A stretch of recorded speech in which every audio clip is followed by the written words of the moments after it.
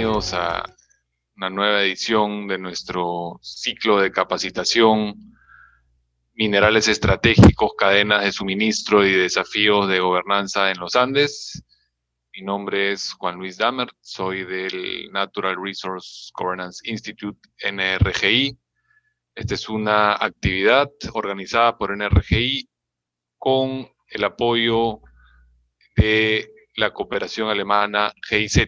Hoy día vamos a tener la sesión penúltima de esta serie y vamos a hablar de los retos y brechas para la industrialización del litio y su inserción en las cadenas globales, los casos de Bolivia y Chile. Yo solamente quería saludarlos. Quien va a facilitar este webinar es mi colega Margarita Batle, a quien le doy la palabra. Adelante, Margarita. Gracias. Muchas gracias, Juan Luis. Bienvenidos todos y todas. Gracias por acompañarnos en esta séptima sesión de este ciclo de capacitaciones. Darles entonces, como decía, la bienvenida. Yo efectivamente trabajo con Juan Luis también en el Natural Resource Governance Institute, NRGI. Muy contentos de tenerlos a todos acá. Hemos, a lo largo de estos meses, desde el año pasado, venido llevando a cabo estos webinars, este ciclo de capacitaciones en diferentes aspectos, podríamos decir ángulos o aproximaciones que tocan el tema de minerales estratégicos, cadenas de suministro y desafíos para la gobernanza. Hemos hablado sobre, en general, sobre los minerales estratégicos, hemos hablado sobre el rol de la minería en la transición energética, hemos discutido en otra de nuestras sesiones el tema de la pandemia y los desafíos impuestos para la gobernanza a partir de este contexto. Y nos hemos movido, hemos hablado incluso de estándares, certificaciones internacionales. Hemos también reflexionado en una sesión a finales del año pasado sobre las baterías, el tema de baterías, el tema de los recursos naturales y los minerales estratégicos, cómo pueden llegar a jugar un rol en el tema de baterías eléctricas. Bueno, hemos discutido como decía, desde diferentes ángulos estos temas, y estamos en este momento ya, a partir de los primeros meses de este año, dedicándonos a los estudios de caso, estudios nacionales, estudios más enfocados en los países. Ya hemos conversado en ediciones pasadas, en las que muchos de ustedes nos han acompañado, los casos de Perú, hemos hablado sobre el cobre, hemos hablado sobre el carbón en Colombia, y hoy vamos a dedicarnos, como Juan Luis nos comentaba, a la sesión titulada Retos y brechas para la industrialización del litio y su inserción en las cadenas globales, los casos de Bolivia y Chile. Entonces, le doy la bienvenida también a todos nuestros expertos, panelistas y comentaristas. Les cuento un poquito sobre cómo vamos a estructurar entonces la sesión. Primero vamos a tener las dos presentaciones que van a llevar alrededor de 20 minutos cada una, y después vamos a tener los comentarios de nuestros expertos, y tendremos al final un espacio para preguntas y respuestas por parte del público. Como ustedes pueden ver, quienes están como asistentes en esta sesión, pueden hacer preguntas a través del botón de preguntas y respuestas o incluso a través del chat.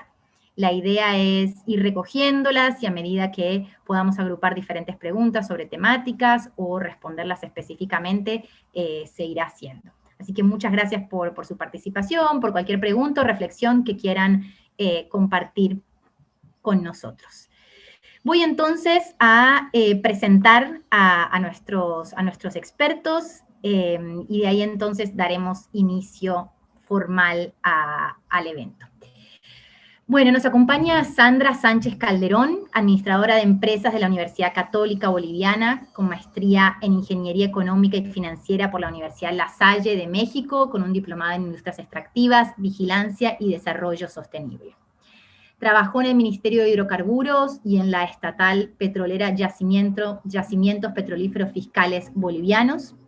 Actualmente es analista en Industrias Extractivas de la Fundación Jubileo, y tiene más de 15 años de experiencia profesional en el sector hidrocarburos. Ha realizado investigaciones y desarrolló propuestas de política en torno a la gobernanza de los hidrocarburos y el litio, con énfasis en transparencia y acceso a la información en el sector hidrocarburos. Impactos socioambientales de los proyectos extractivos en la vida de las mujeres y distribución y uso de la renta petrolera. Muchas gracias entonces, Sandra, por acompañarnos.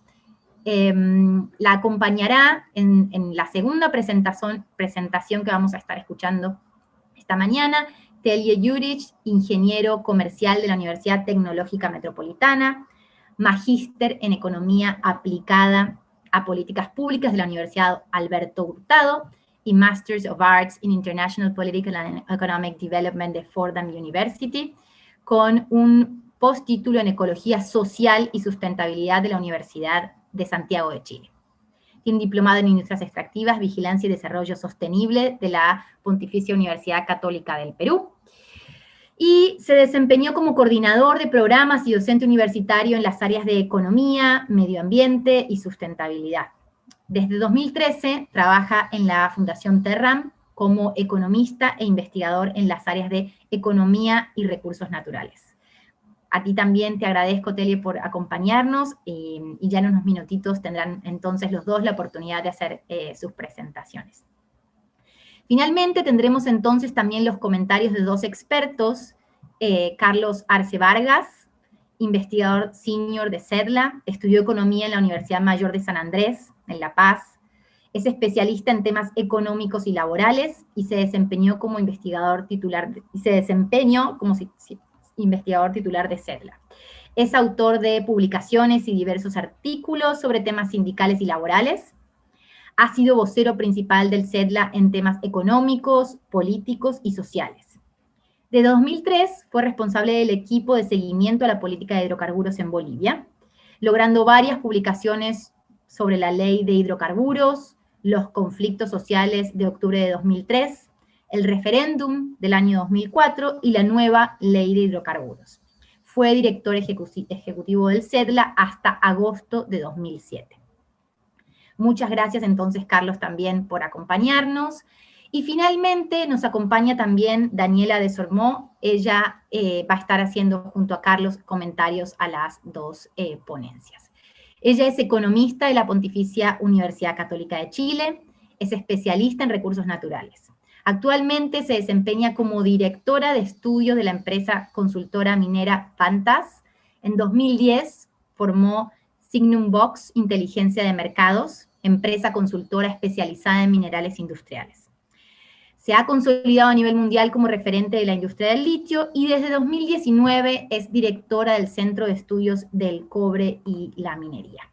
Bueno, probablemente todas estos títulos y esta experticia es justamente lo que hace que sea tan interesante poder escucharlos, toda la experiencia que ustedes nos traen, esta mezcla entre experiencia académica, investigación y experiencia práctica. Estamos muy contentos de tenerlos aquí con nosotros. Creemos que este es un panel muy diverso y que se complementa muy bien y estamos esperando entonces para poder escuchar sus presentaciones.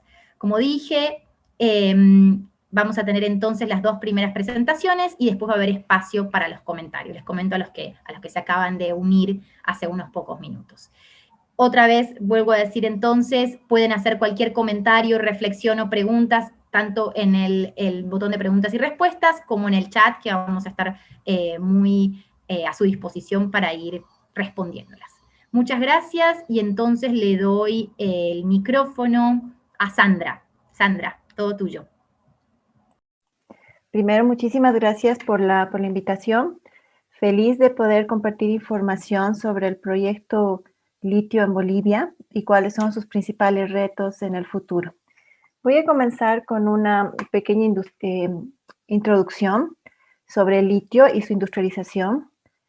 Sabemos que la transición energética hoy más que nunca es una realidad, es irreversible y que más bien se va a profundizar, ¿no? Dentro de esta tendencia, el litio es un metal que forma parte de las baterías, ¿no? Que son las que nos permiten almacenar energía para luego utilizarlo de manera más eficiente. Energía que provenga del sol, ¿no? del agua, del viento. Pero además, estas baterías nos han permitido el desarrollo de autos eléctricos, ¿no? Entonces, lo que hacen es reemplazar a lo que sería la gasolina, el diésel y otros productos que son muy contaminantes para el medio ambiente. Entonces, el rol es fundamental del litio en esta época de transición energética mundial. Entonces, una vez que el litio es explotado, hay dos fuentes principales en las cuales lo encontramos en mayor cantidad. Una es las salmueras y el otro es en roca dura el espodumeno, que es lo que se llama. Entonces, de estos depósitos, el litio pasan a ser concentrados, ¿no? Que serían los sulfatos o los cloruros de litio en su primera fase. Estos concentrados son procesados y pasan a ser compuestos ya llamados el litio grado batería o el hidróxido de litio, ¿no? Que es lo que ya se utiliza dentro de la producción de las baterías. Entonces se pasa como en un tercer paso a la fabricación de los cátodos, ¿no? Donde ya se utiliza este carbonato y el hidróxido de litio, ya se fabrican las celdas de baterías, luego las baterías per se, y se puede llegar inclusive hasta ya la producción de vehículos eléctricos. Pero es importante tener en cuenta que dentro de la batería, el litio solamente es un pequeño porcentaje, ¿no? Es un pequeño porcentaje que tiene la batería de litio, que es menor al 8%. Y según incluso van mejorando las tecnologías, cada vez estas baterías utilizan mucho menos del metal del litio. Pero, como citan muchos expertos, el litio es lo que es la tinta para un lapicero, ¿no? Es decir, que sin tinta el lapicero no serviría. Entonces, la calidad que le da el litio a estas baterías es muy importante. Eso, en tanto aparezca otro metal, ¿no? que lo pueda sustituir en estas sus cualidades. Ahora, si ya hablamos de costos, tenemos aquí unos datos del 2014, pero que son muy similares, digamos, a la tendencia actual en temas de costo. Una tonelada de carbonato de litio está alrededor de $6,000. Dentro de una batería de litio necesitamos 35 kilogramos de litio, es decir, alrededor de $210 de litio tendríamos dentro de una batería. Pero la batería ya per se tiene un costo de $16,000. Y si ya hablamos de una tonelada de litio transformada en cátodos, en celdas de baterías y en baterías, pues el rédito puede llegar a ser más o menos de $457,000.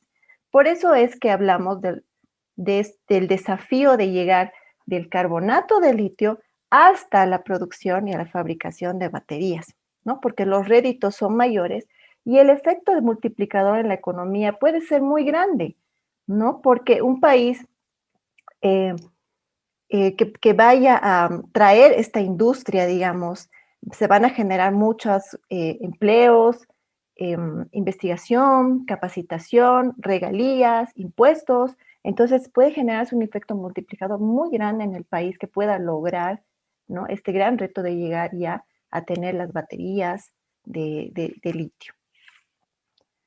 Entonces, acá tenemos a varios países que contamos con recursos de litio en nuestro suelo.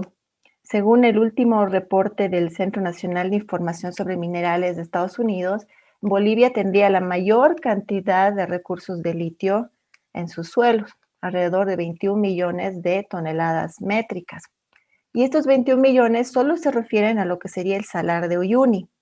Pero en Bolivia tenemos alrededor de 28 salares y lagunas saladas que todavía no han sido exploradas, pero que sí ya se están haciendo muchos intentos, como el salar de Coipasa, el salar de Empexa, el salar de Pastos Blancos. Entonces, este número de recursos puede crecer, ¿no? En el tiempo según vayamos adelantando estas explotaciones. y representan alrededor de un cuarto, ¿no? De lo que todo del total de litio que había en el mundo. Pero si a esto le sumamos los recursos que tenemos en Argentina y en Chile, pues llegamos casi al 60% de los recursos de litio a nivel mundial, ¿no? Que es bastante alto y es lo que se denominan el triángulo, el famoso triángulo del litio, ¿no? Por esta concentración de metal que tenemos en nuestros países.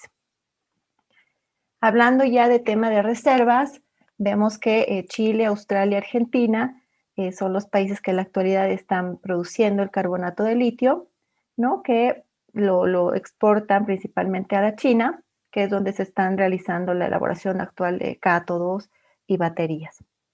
A nivel de mercado, existe una tendencia de que va a haber un mercado potencial para este metal, para el litio. El Banco Mundial estima que de acuerdo al logro de los compromisos que se han asumido por los países en el Acuerdo de París, va a haber una demanda, una fuerte demanda por el litio. Pero obviamente va a depender de cada país la rapidez de reacción que vayamos a tener para poder ingresar en esta demanda, ¿no? Y tomar un pequeño segmento de esta demanda para beneficiarnos de estos impactos multiplicadores en nuestra economía. Ahora sí, dicho esto, voy a pasar a compartir sobre nuestro proyecto litio que se desarrolla en el Salar de Uyuni, específicamente en el departamento de Potosí. Potosí es un departamento por excelencia minero, ¿no? Desde la colonia se ha explotado minerales de Potosí. Actualmente también es el departamento donde mayor mineral se saca de Bolivia. Sin embargo, luego de alrededor de 30 años que sale este mineral y se generan ingresos, pues la población, mitad de la población de Potosí está en situación de pobreza. Más bien es un departamento expulsor de personas, ¿no? La gente va más bien a buscar trabajo a La Paz, Cochabamba o a Santa Cruz y no se quedan en Potosí. Entonces se ha ido generando en la sociedad potosina una sensación de que se han saqueado los recursos mineros, ¿no? Y que estos no se han plasmado en una mejora de calidad de vida de los habitantes. Esto ha generado bastante desconfianza que también ha tenido un impacto en el desarrollo del proyecto litio, porque obviamente no quieren que ocurra lo mismo que ha pasado con los minerales, que pase ahora con este recurso tan importante, el litio, que está dentro de sus tierras, ¿no? Entonces, ya para hablar a nivel un poco más micro, nos vamos al Salar de Uyuni, que es donde se desarrolla el actual proyecto, pese a que se están haciendo exploraciones en los salares de Coipasa y en Pexa, pero lo que sí ha dado más pasos es en el Salar de Uyuni, ¿no? De nuestro proyecto. Son 6 las comunidades, son 6 las comunidades que afectadas directamente por el proyecto, que están alrededor del Salar de Uyuni. Se habla de alrededor de 300 comunidades étnicas que estarían asentadas, 55,000 habitantes directamente afectados por el proyecto. Los medios de vida de estos municipios se basan en lo que es la agricultura, la producción de quinoa y fundamentalmente lo que es el turismo, ¿no? La hotelería, la gastronomía y el transporte para hacer todos los viajes al Salar de Uyuni.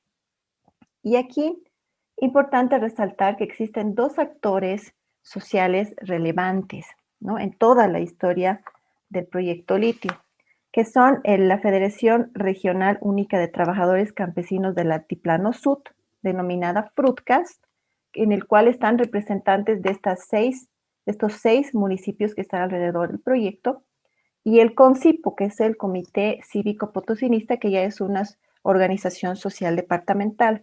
¿Por qué manifiesto que son relevantes? Porque, por ejemplo, en 1990, cuando se iba a suscribir el primer contrato de explotación del litio, estas organizaciones sociales no reconocen el contrato, no están de acuerdo con esta suscripción porque no se había hecho una licitación, desconfían de los avances que ha tenido el gobierno y hacen dar para atrás esta suscripción del contrato en 1990. En el 2000 se estaban definiendo hacer adjudicaciones privadas dentro del salar, ¿no? Para posiblemente el ingreso de empresas privadas. Y igual estas dos organizaciones ponen frente y hacen retroceder este tipo de normativa para que nuevamente todos los salares queden como una reserva fiscal del país. El 2008 presentan un proyecto para el desarrollo de los recursos evaporíticos de Potosí, que están en Potosí. Y a partir de este proyecto es que nace la estrategia de explotación de recursos evaporíticos de Bolivia, ¿no? Muy importante. Y finalmente el 2019, cuando se consigue la firma de la empresa boliviana que estaba desarrollando el proyecto litio con una empresa alemana, estos dos actores no están de acuerdo con la suscripción de este contrato y logran en 2019, o sea, hace 2 años, anular el contrato de asociación que se tenía para seguir avanzando en este proyecto litio. Entonces es muy relevante la actuación que tienen estas dos organizaciones sociales, ¿no? Que además tienen marcada también esta desconfianza que hablamos de lo que ha pasado con los minerales y que puede pasar con el tema del litio. Rápidamente, la base legal del litio, o sea, sobre la cual estaría el proyecto, está dada en la Constitución y en la ley minera. La Constitución lo establece que es un recurso estratégico de gestión exclusiva por parte del Estado. Tiene que haber un aprovechamiento sustentable de este recurso. También se dice que los planes de ordenamiento de los departamentos tienen que ser coordinados con el Estado. Se reconoce la consulta previa a las tierras indígenas de origen comunitario. También que estas tierras tienen que participar de los beneficios que vaya a haber de la explotación de sus recursos. Se reconoce el pago de una regalía al departamento productor y también una distribución de las utilidades de la industrialización del litio, pero ya a nivel Bolivia, ¿no? En todo el país.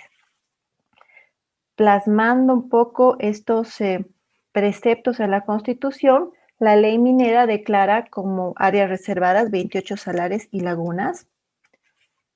En tema de regalías, se establece que la regalía va a ser del 3% para el carbonato de litio y del cloruro de potasio. Aquí hay una controversia muy grande con el tema con Potosí. Primero porque ven que es un poco baja este 3% en relación, digamos, al 11% que hay en hidrocarburos. Y en segunda instancia porque de este 3%, el 85% va al departamento y hay un 15% que va a los municipios. Pero como vemos, hay 6 municipios que están alrededor del proyecto, entonces no saben cómo va a ser la distribución de esta regalía. Entonces ahí existe una controversia.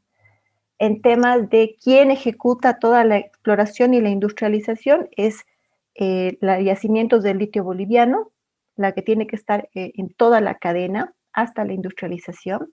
Sin embargo, para la industrialización se abre la ventana de que esta empresa pueda asociarse con una empresa privada para continuar actividades de semi-industrialización e industrialización del litio. Existe esa posibilidad, pero siempre el capital accionario dentro de esta asociación tiene que ser mayor al 51% para esta empresa estatal de litio.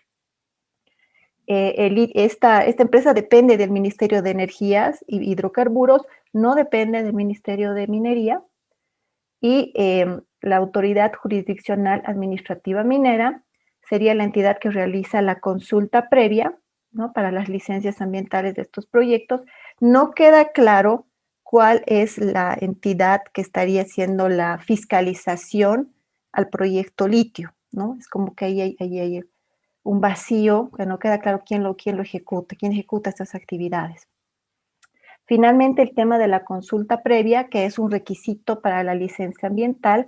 La norma indica que que se realiza la consulta previa, pero que si no se llega a un acuerdo favorable, pues el Ministerio de Hidrocarburos de Minería tiene la posibilidad de sacar una resolución administrativa indicando los esfuerzos que se han hecho para hacer la consulta previa, pero que no se ha llegado a consensos, y este documento podría servir para seguir el trámite de la licencia ambiental.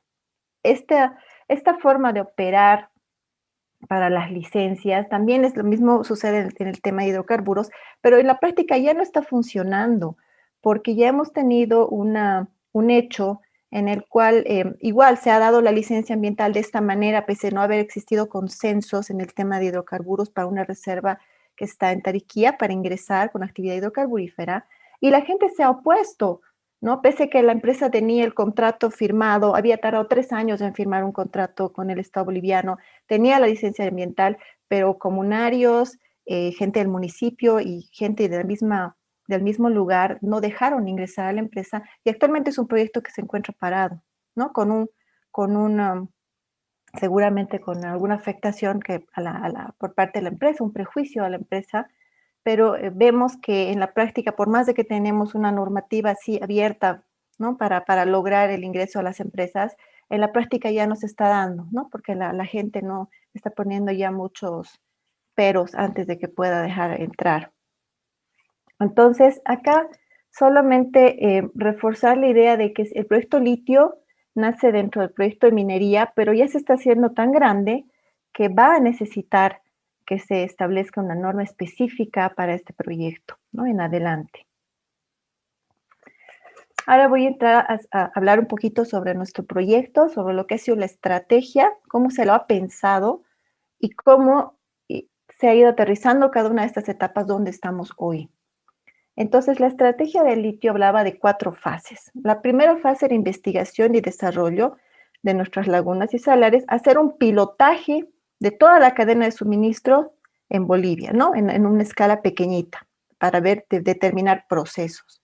La segunda fase ya hablábamos de tener el carbonato de litio. También acá un paréntesis, es que nuestra salmuera tiene mucho cloruro de potasio, ¿no? El cloruro de potasio es un fertilizante, puede ser vendido como un fertilizante. Entonces, en esta fase se define que vamos a sacar ese cloruro de potasio, también lo vamos a vender, y estos ingresos pueden servir para cubrir los costos de nuestra planta de carbonato de litio. Entonces, en esta fase ya hablábamos de estos temas. En la fase 3 estábamos hablando del desarrollo de los cátodos, de las baterías, y la fase 4 estaba enfocada a generar asociaciones mixtas con la empresa de litio boliviana, como había manifestado hace un momento, pero eran enfocadas para la apertura de mercados.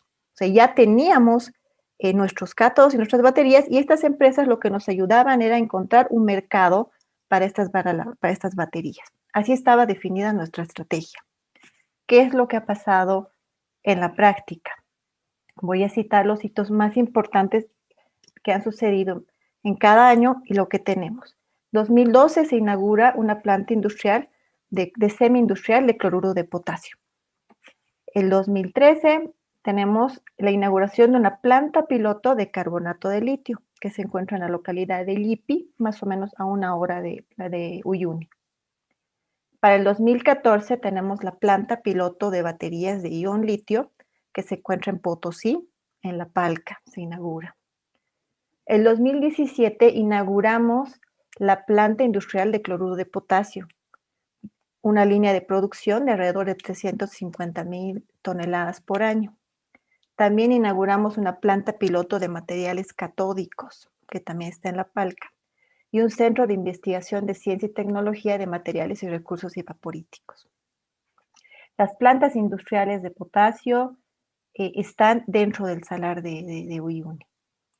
El 2018 logramos tener esta asociación entre la empresa de litio boliviano con una empresa alemana. El contrato decía que esta asociación iba a procesar la salmuera residual, o sea, después de haber sacado el carbonato de litio, queda una salmuera residual, esta empresa la iba a procesar para sacar hidróxido de litio, también iba a desarrollar materiales catódicos y también se iban a generar las baterías de litio de 8 gigavatios. Esto decía el contrato.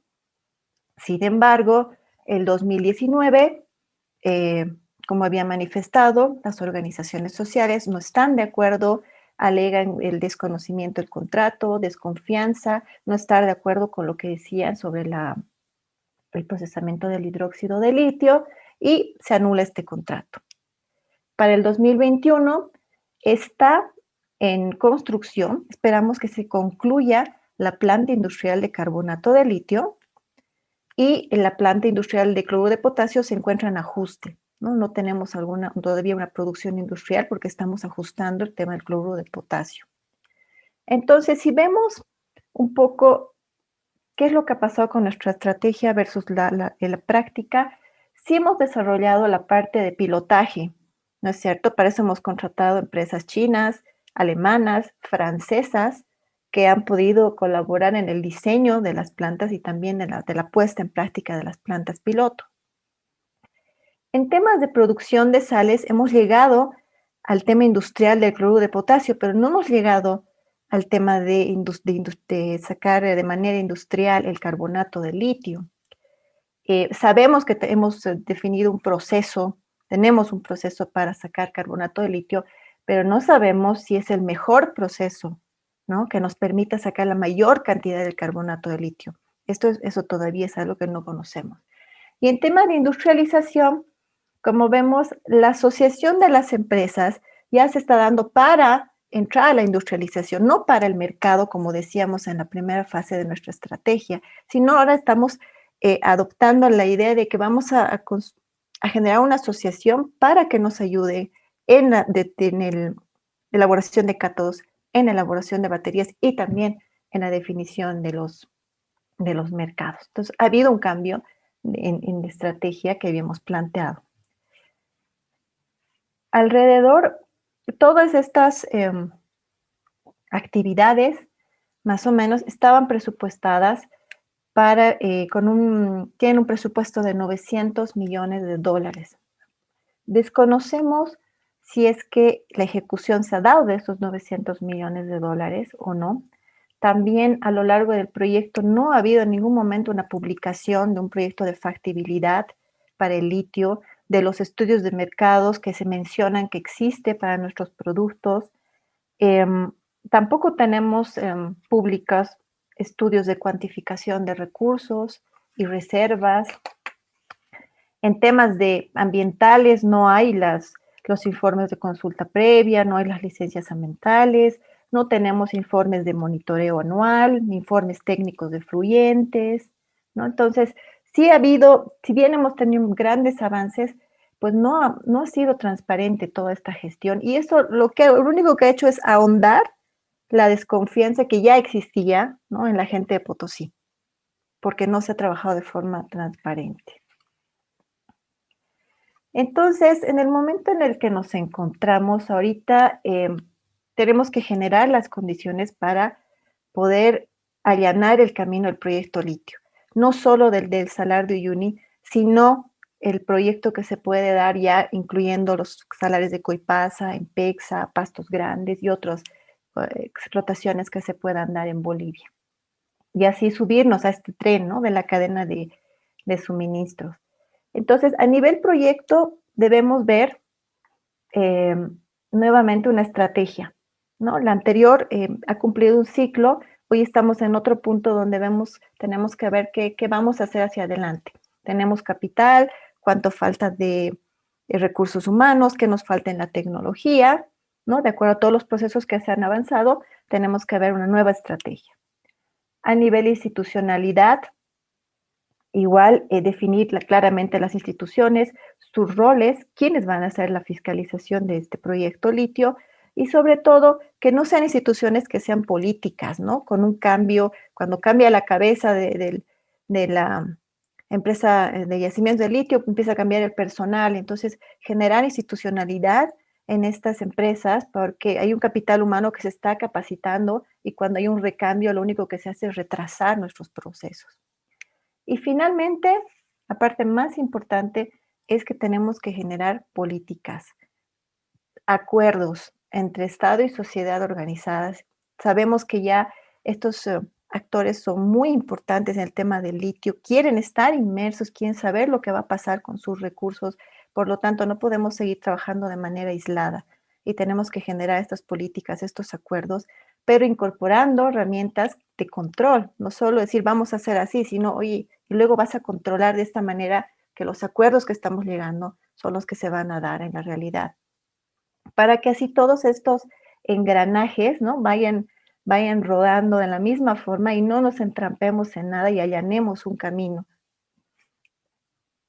Entonces, con esta diapositiva termino. De acuerdo a todo lo que hemos visto que ha sucedido en la historia, a las lecciones aprendidas que tenemos en el tema de hidrocarburos, con las regalías, con el gasto, con la distribución, hemos determinado 6 puntos que son claves en los que tenemos que ponernos de acuerdo para que tengamos una buena gobernanza en la gestión de nuestro litio en Bolivia.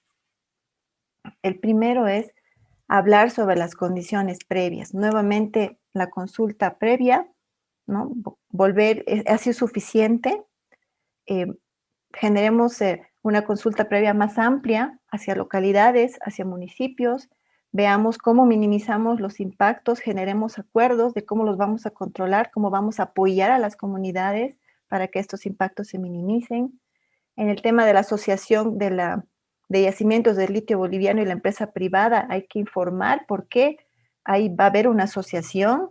Los municipios tienen que saber además qué tipo de empresa es la que quieren que esté dentro de este proyecto, ¿no? Tenemos que ponernos de acuerdo qué es lo que queremos, cómo queremos avanzar en ese sentido de la asociación. En el régimen fiscal, nuevamente, validar este 3%, explicarlo dentro de un contexto de factibilidad del proyecto, cuánto aguanta el proyecto en términos fiscales para no hacerlo inviable, calcular también cómo vamos a calcular y verificar que la regalía sea la que corresponde al departamento, al municipio, cuál va a ser el beneficio para las tierras de indígenas de origen comunitario que están asentadas en el lugar. En tema de distribución y uso de la renta, cómo van a distribuir la regalía de Potosí a sus diferentes municipios, cómo se va a distribuir la regalía del 15% en los municipios y a las tierras de indígenas, cómo vamos a controlar los gastos para que nuevamente este dinero, esta riqueza no sea perdida, ¿no? Y más bien se utilice en proyectos de impacto que mejoren la calidad de Potosí de vida, desarrollen el departamento, desarrollen Bolivia también, cómo vamos a distribuir los ingresos de la industrialización en todo el territorio boliviano. Tenemos que poner de acuerdo en ello. En tema de mitigación de impactos, generar tecnologías que minimicen el recurso hídrico. Esta es la principal preocupación en tema ambiental, es el tema del uso de agua. En este momento no tenemos en Bolivia una ley que garantice que el uso que está haciendo el proyecto del agua no va a impactar en las comunidades y en el ecosistema de la región. Actualmente se utiliza el agua que es subterránea, que es agua dulce, que puede ser de consumo humano, pero el único referente que se tiene sobre el uso del agua es que se está utilizando menos agua que lo que utiliza una minera que está muy cerca del proyecto, ¿no? No tenemos una norma en ese sentido. En el tema de energía renovable, igual tenemos los generadores de energía para el proyecto, pero son a diésel, o sea que esto también encarece el proyecto. Existe una red eléctrica, pero que todavía está inconclusa. Y además, por un tema de coherencia, ¿no?, de transición energética, es importante que este proyecto trabaje con energía renovable. En el tema de reducción de residuos, muy importante, no se conoce cuáles son los volúmenes de desecho que van quedando después de estos procesos de precipitación en las piscinas de salmueras, y tampoco se sabe cuál es el proceso a través del cual se los va a desechar, ¿no? Entonces es importante hablarlo, es importante comunicar, informar y controlar cómo va a ser. El tema de transparencia y acceso a la información, ¿no? No es menos importante. Volver a dar confianza a la gente es poder publicar, hacer públicos puntos estratégicos que permitan controlar la gestión del proyecto a la gente, a la sociedad civil, no solo a la potosina, sino a la sociedad de todo Bolivia. Y finalmente el tema de contenido local, ¿no? Evaluamos en qué somos buenos dentro de Potosí, qué servicios podemos ofrecer a este proyecto, cuántos recursos humanos pueden ser contratados por el proyecto, cómo podemos hacer que los impactos sean más bien más positivos que negativos de este proyecto en Uyuni y en Potosí. Bueno, aquí me quedo. Muchísimas gracias por estos minutos. Espero que haya quedado completa la idea de lo que es el proyecto litio en Bolivia. Gracias. Muchísimas gracias a ti, Sandra, por tu presentación, que se enfocó, algunos de ustedes han ido llegando en la última media hora. Entonces, bueno, Sandra Sánchez Calderón, de la Fundación Jubileo en Bolivia, nos hizo entonces una presentación sobre el litio en ese país. Ahora vamos entonces a darle el espacio a Telje Juric, de la Fundación Terram en Chile, y él entonces va a enfocarse en el caso chileno. Telje, te dejo entonces el piso a ti. Muchas gracias. Antes de partir, agradecer al NRGI por invitar a Fundación Terram a mostrar el caso chileno de la explotación litífera a través de esta presentación denominada Desafío e Impacto Socioambiental en la cadena de suministro del litio, analizando el caso principalmente del Salar de Atacama. Les voy a mostrar la situación en la cual se encuentra la explotación litífera a nivel nacional. La estructura de esta presentación versa en 4 líneas: hacer un poco de marketing institucional, comentarles un poco qué hace Fundación Terram, y luego entrar de lleno en el contenido, caracterizando cómo se han dado los impactos del boom del litio en Chile, y después analizar y debatir un poco los dilemas de la gobernanza del litio. Para finalmente, más que establecer unas reflexiones, sino hacer un espacio de síntesis y dejar unas preguntas abiertas que yo creo que abren el espacio para una discusión más regional. Fundación Terram, yo soy economista de Fundación Terram, es una organización de la sociedad civil que tiene más de 20 años de trabajo en temas de política pública ambiental y también en la promoción de un pensamiento crítico a nivel nacional. Promueve ciertos valores como la democracia, la justicia ambiental, la protección del medio ambiente, y tiene distintos abanicos temáticos de trabajo que van desde la minería, la energía, la justicia ambiental, el trabajo en las zonas de sacrificio, el modelo agroexportador chileno, y también en temáticas como de biodiversidad y áreas protegidas.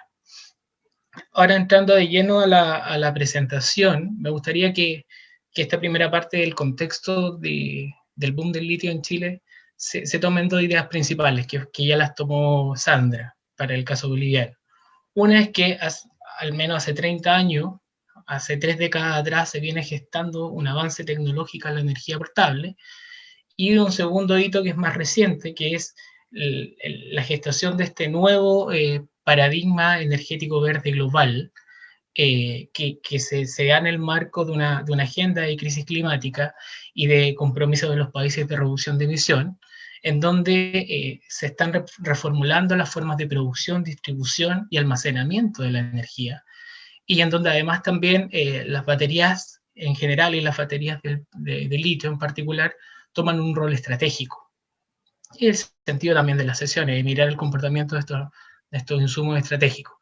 Ahora, la contracara de la moneda es que en la región, como bien dijo también Sandra, tenemos las mayores reservas de litio en el mundo, que se agrupan en este concepto denominado Triángulo del Litio, que abarca principalmente el sur de Bolivia con el Salar de Uyuni, el norte de Chile con el Salar de Atacama y la Puna Argentina con el Salar de Hombre Muerto. Bloomberg lo denominó como el Arabia Saudita del litio en algún momento, principalmente porque contiene cerca del 55% de las reservas mundiales de litio y el 85% de los depósitos de salmuera. Y aquí entra la pregunta a tensar un poco. ¿Estamos frente a una nueva bendición o una maldición en la región o en Chile? ¿Y qué es lo que ha implicado esta bendición o maldición? Un nuevo proceso de extractivismo, una discusión sobre una segunda fase. Más o menos en estas líneas les voy a presentar el caso chileno. Reforzar un poco también lo que presentó la compañera anteriormente. El litio ha tenido una demanda, una explosión en su demanda, y también se pronostica que en el mediano plazo se siga esa tendencia. Si analizo la información que presenta Cochilco, que es la Comisión Chilena del Cobre, el brazo de estudio del Ministerio de Minería de Chile, vemos que desde el año 2019 hasta el año 2030 se espera que la demanda de litio crezca al menos 6 veces.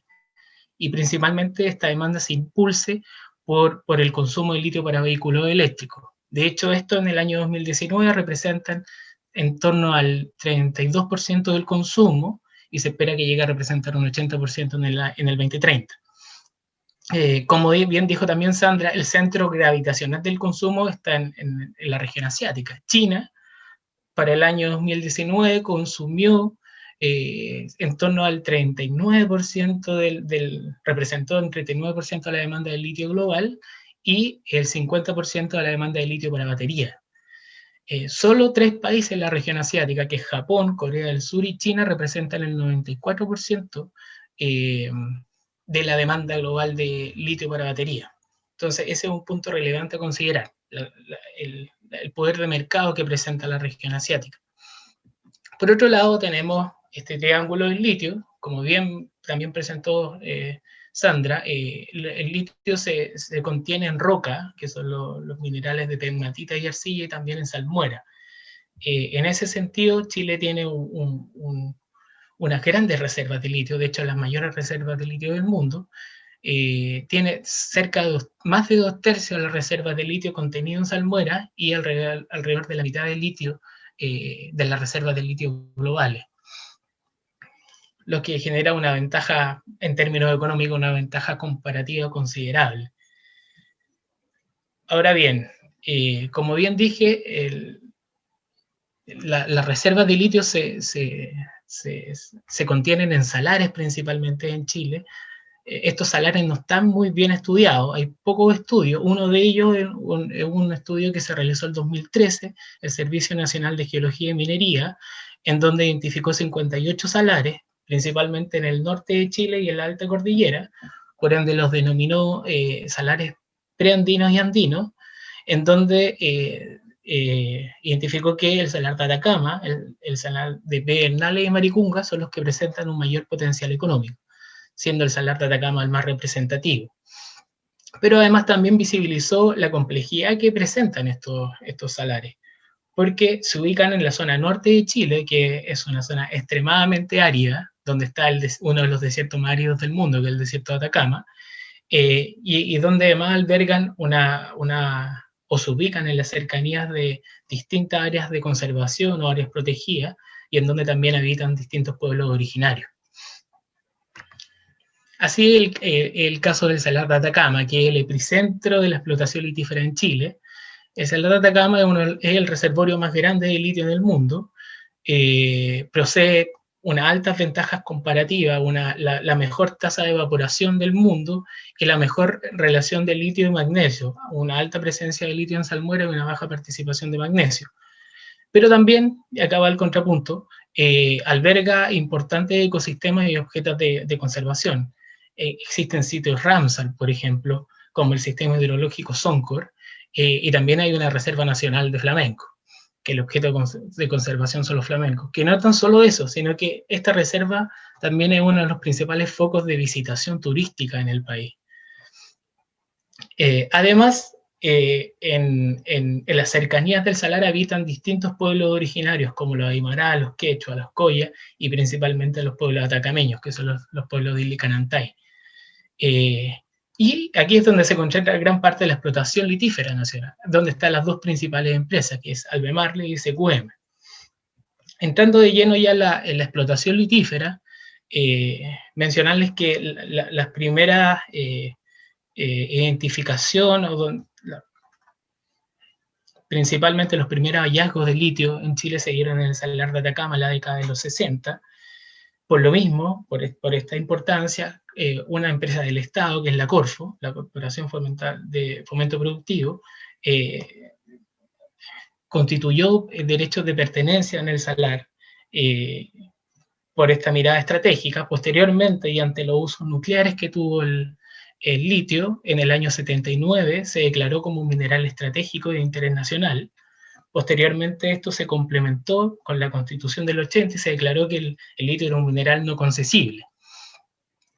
Ahora bien, esto es importante porque establece el régimen de explotación que se da durante los últimos 30 años.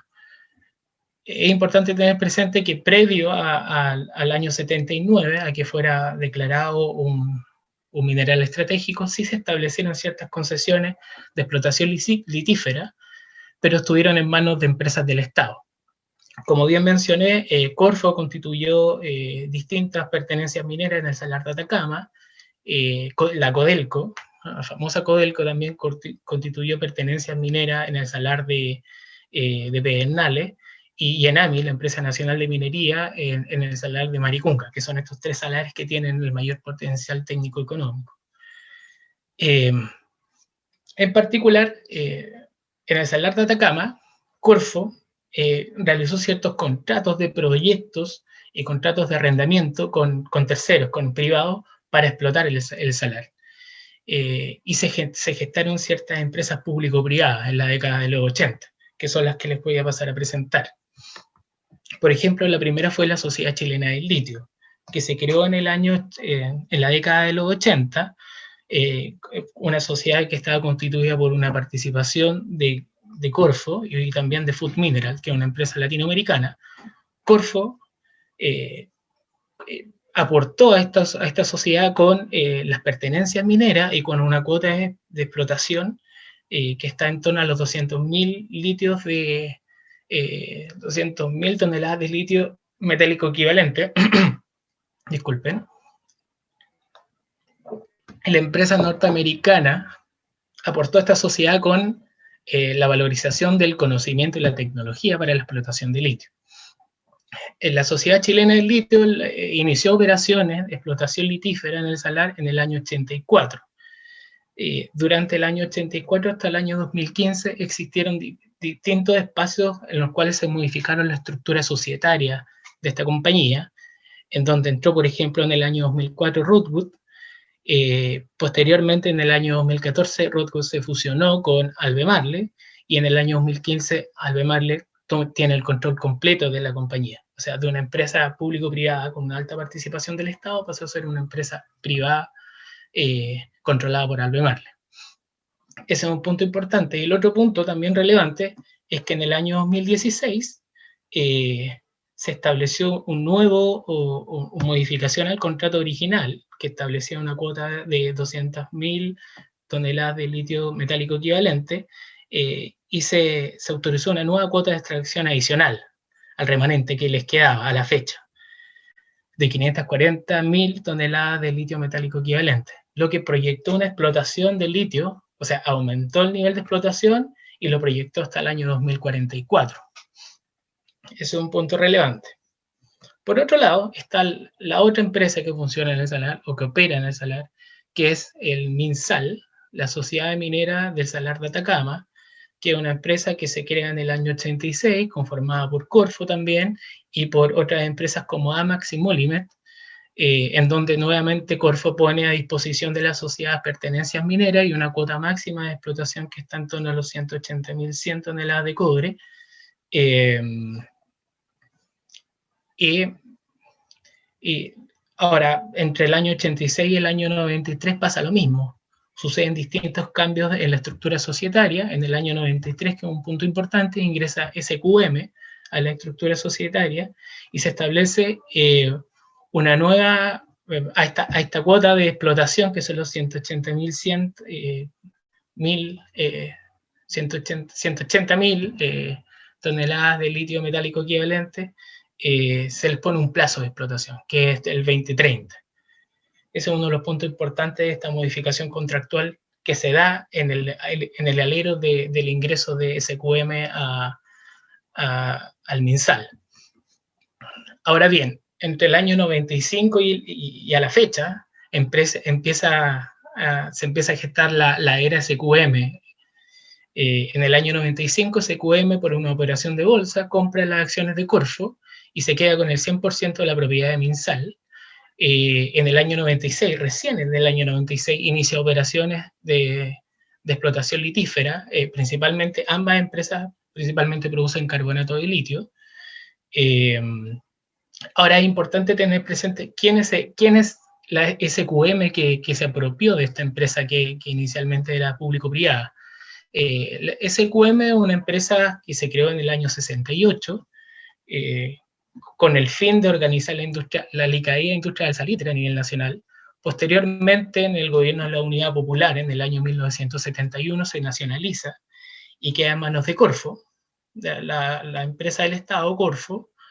Lamentablemente, esa nacionalización dura un poco tiempo porque con la dictadura del general Pinochet en Chile se inicia un proceso de privatización de la empresa y se la entrega en el año 83 se transfiere la propiedad de la empresa a Julio Ponce Lerú, que en aquel entonces era director de Corfo y era yerno del general Pinochet. Así se consolida, esta es la SQM que se hace cargo de la explotación litífera del MinSal. Sin duda, SQM es uno de los reflejos de la maldición de los recursos naturales en Chile, por su reprochable comportamiento. Tal es así que en el año 2014, Corfo interpone una demanda en el Centro de Mediación y Arbitraje de la Cámara de Comercio de Santiago, solicitando el término anticipado de los contratos y la devolución de las pertenencias a la corporación. ¿Por qué? Porque SQM hace una falta contractual, altera su estado financiero, reduce el pago de las rentas de arrendamiento, paralelamente también tiene distintos escenarios de clientelismo y corrupción, financia irregularmente la política, distintos autoridades de gobierno de aquel tiempo y también parlamentarios emitieron boletas ideológicamente falsas para que a través de esto financiar ciertas operaciones políticas.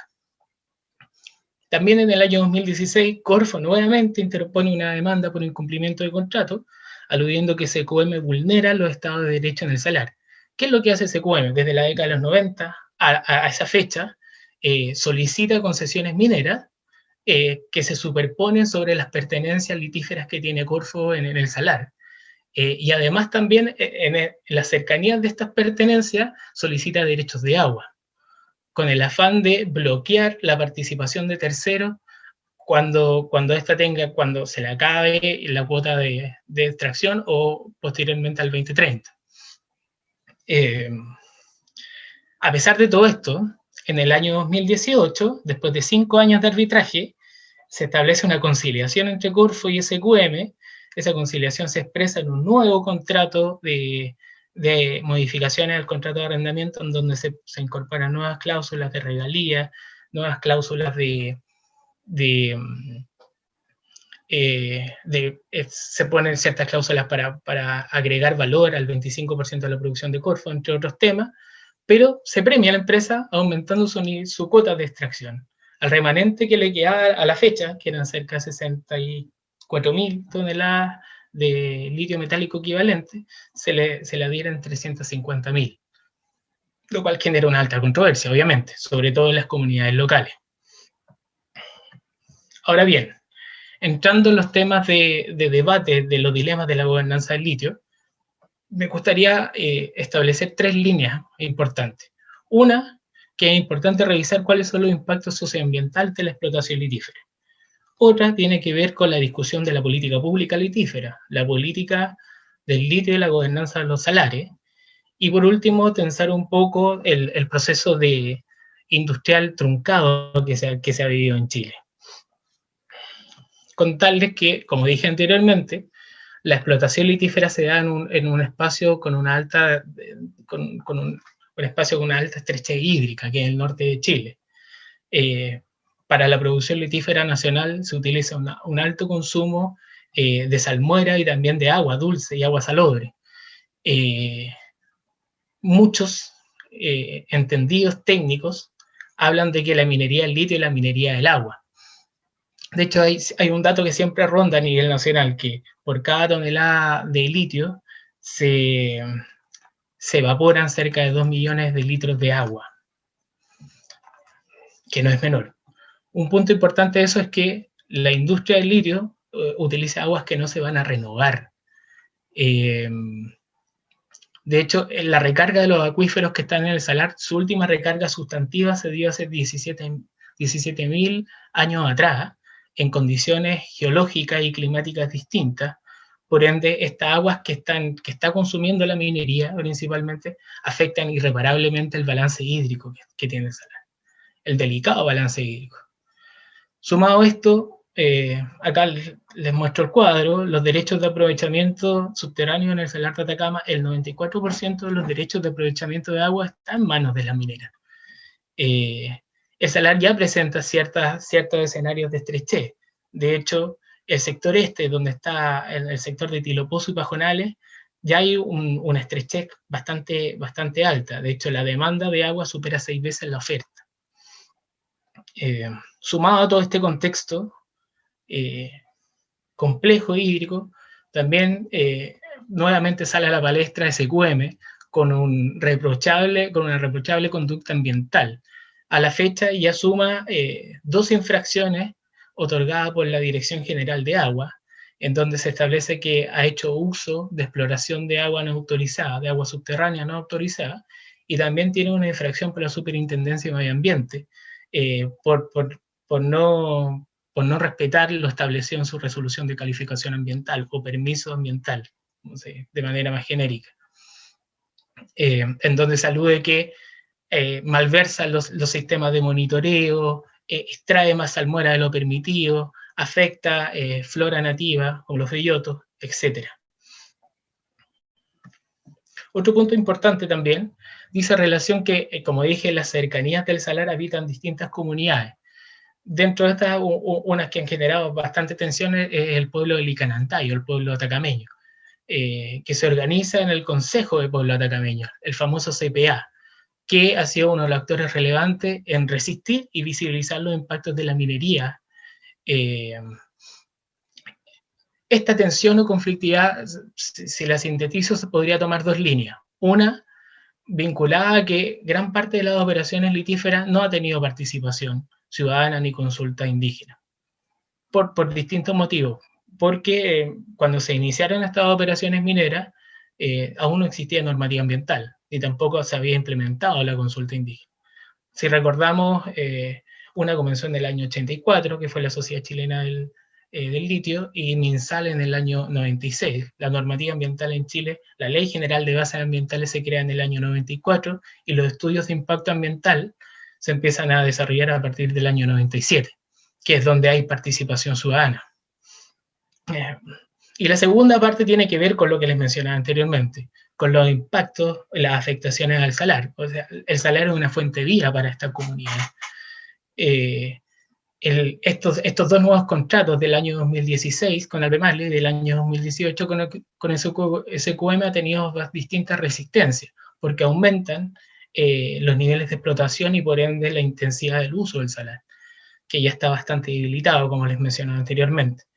Y también lo que ha generado bastante resistencia son estas infracciones ambientales. De hecho, recientemente el Consejo de Pueblo Atacameño recurrió al Tribunal Ambiental de Antofagasta para dejar sin efecto el acuerdo que gestó la Superintendencia de Medio Ambiente por estas infracciones ambientales con SQM, pidiendo, de hecho, que se revocara el permiso ambiental a la empresa. O sea, ese es el nivel de tensión que existe en la zona.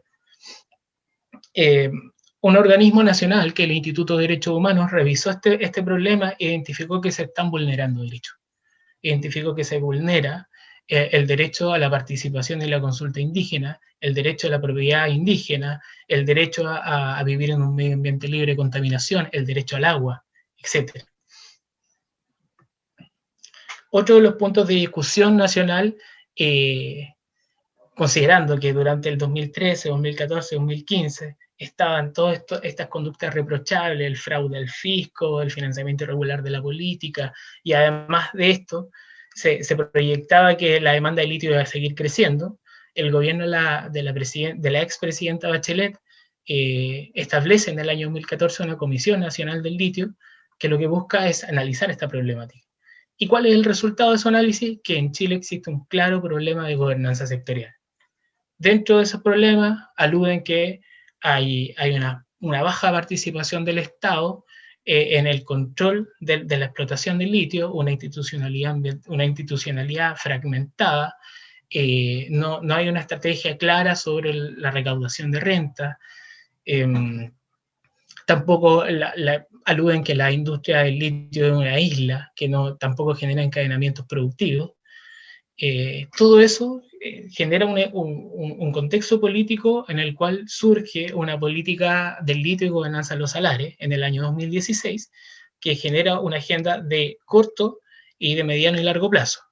En el corto plazo lo que busca es tratar de mejorar los contratos que se están gestando, que se tienen con armas mineras. De hecho, por eso las modificaciones de contrato del año 2016 y del año 2018. Y también alude que tiene que existir una mayor participación del Estado. Hecho que no ha ocurrido hasta la fecha. También visibiliza que hay que cautelar la sustentabilidad del salar de Atacama. A la fecha no existe una línea base de la situación hidrológica del salar. Una línea base pública, me refiero. No sabemos el estado del salar, ni mucho menos los impactos que está generando la explotación litífera. Ahora en el mediano plazo tiene una mirada de transformación productiva. Ahí se habla de encadenamientos productivos, encadenamientos científicos, también se habla de medidas que avancen en asociaciones público-privadas para dar valor agregado al litio. También se habla también de un mayor rol del Estado, e inclusive se plantea la creación de una empresa del Estado que conduzca la explotación del litio en el largo plazo. Muchos de los hitos que se han desarrollado parcialmente, o muchos de estos no se han implementado. Uno de estos tiene que ver con la agregación de valor, por ejemplo. Como les mencionaba, estas modificaciones de contrato del año 2016 y del año 2018 establecieron cláusulas para que el 25% de cada producción, tanto Albemarle como SQM, se vendiera a precios preferentes a un productor especializado, para que éste le proporcionara valor agregado a la producción. Entendiendo el valor agregado como avanzar en la producción de baterías de litio, o en componentes de esta misma. El primer proceso se dio en el año 2017, en donde se licitó el 25% de la producción de Albemarle, la cual no llegó a un buen resultado, por dos motivos. Primero, porque no se pudo convenir entre Albemarle y Corfo cuáles iban a ser los precios preferentes a los cuales se iban a vender a estos productores especializados. Lo cual tuvo una controversia de al menos de un año. Estuvieron desde todo el año 2018 en conversaciones para poder establecer estos precios preferentes, y finalmente en el año 2019 se resolvió, pero tampoco fue público la metodología que se iba a utilizar. Ante ese contexto, se presentaron a la licitación tres consorcios: un consorcio coreano, donde estaba Samsung, una empresa china y una empresa nacional. Estos tres consorcios desistieron del llamado en el año 2018, aludiendo que por el contexto del problema de los precios preferentes, pero también porque las condiciones de mercado habían cambiado. Posteriormente, en el año 2018, se inicia un nuevo proceso, esta vez para la producción de SQM. Para dar valor agregado a la producción de SQM, se toman lecciones aprendidas, se establece con claridad el precio de preferencia,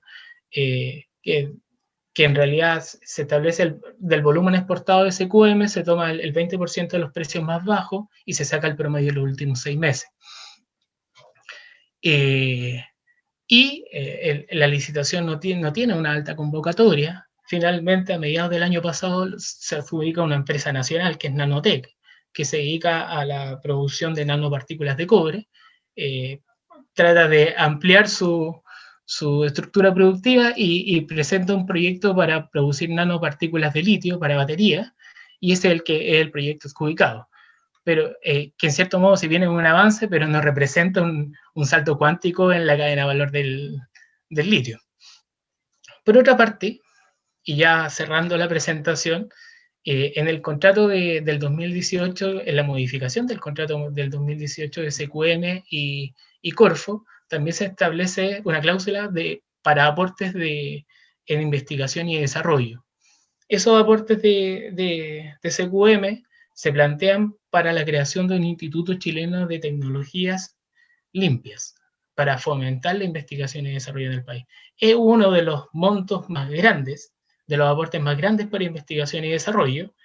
No obstante, se abre un proceso de licitación para que participen tanto universidades nacionales como internacionales, adjudica un consorcio que está conformado por 9 universidades estadounidenses y 4 universidades locales. Esa adjudicación genera un alto debate público, porque estas 4 locales primero no tienen un historial de investigación y desarrollo, y segundo porque tienen ciertas vinculaciones con el gobierno de turno. De hecho, el Consejo de Rectores de Universidades del Estado sale a la discusión pública aludiendo eso. Universidades como la Universidad de Chile, por ejemplo, que tiene una historia de investigación, no adjudican el proceso, y el debate es tal, aludiendo que hay opacidad, que hay falta de transparencia, que los procesos de selección no fueron objetivos. La discusión es tal que, como son platas públicas, el Parlamento, la Cámara de Diputados, establece una comisión investigadora para revisar todos los procedimientos de selección, de revisión y adjudicación de esta licitación, que el proceso que estamos actualmente. O sea, como podemos ver, la agregación de valor en la investigación y desarrollo en Chile ha presentado un proceso bastante truncado e incompleto. Solo para dar algunas líneas de síntesis y dar paso a las conversaciones. Primero, representar de un control del Estado con un insumo estratégico, con un mineral no concesible, pasamos a una producción privada, a un proceso de privatización que, en vez de generar impactos positivos en la sociedad, ha generado impactos negativos en las estructuras de gobernanza sectorial. Eso es un punto relevante a nivel nacional. Entonces, es importante reflexionar qué rol juega el Estado para alcanzar una buena gobernanza, o qué rol deberá jugar en el corto plazo. Y como segunda reflexión importante es que este nuevo paradigma energético global verde, sin duda, en Chile por lo menos, se ha expresado en al menos 3 décadas de extractivismo litífero, con procesos de industrialización fallidos. Entonces, es importante reflexionar si existe la posibilidad real de avanzar a una segunda fase y cómo sería. ¿Qué rol juegan los encadenamientos regionales, por ejemplo? Eso. Bueno, muchísimas gracias, Tele, por tu presentación. Quería entonces recordarles a todos que pueden hacer preguntas, comentarios, tanto en el chat como en el botoncito de preguntas y respuestas que tenemos en la parte de abajo de la pantalla. Y ahora entonces darles, el tiempo se nos va acortando, sabíamos que iba a ser difícil que estas 2 presentaciones tan interesantes pudieran darse en el escaso tiempo que tenemos para este evento. Así que vamos a dar entonces el paso a Carlos Arce, que nos acompaña hoy de CEDLA en Bolivia para hacer sus comentarios, y después a Daniela de Solmó. Bueno, comentarios, les dejo a ustedes el espacio, y si vamos viendo que hay alguna pregunta, yo también puede que me meta a complementar. Gracias. Bueno, un saludo a todos los colegas y a las personas que nos están siguiendo. Yo quiero hacer un comentario, en primer lugar, contextualizando un poco la situación actual de Bolivia, que será seguramente el escenario donde se puede discutir y avanzar en el proyecto de industrialización. Estamos en una crisis económica, en medio de una crisis que ha sido además agravada por la pandemia. Una crisis que se viene arrastrando, gestando en realidad, desde aproximadamente el 2015. Hay indicadores económicos muy importantes que muestran esto, como la caída de las reservas internacionales, un aumento del crédito externo, de la deuda externa, un déficit fiscal creciente y un déficit comercial también.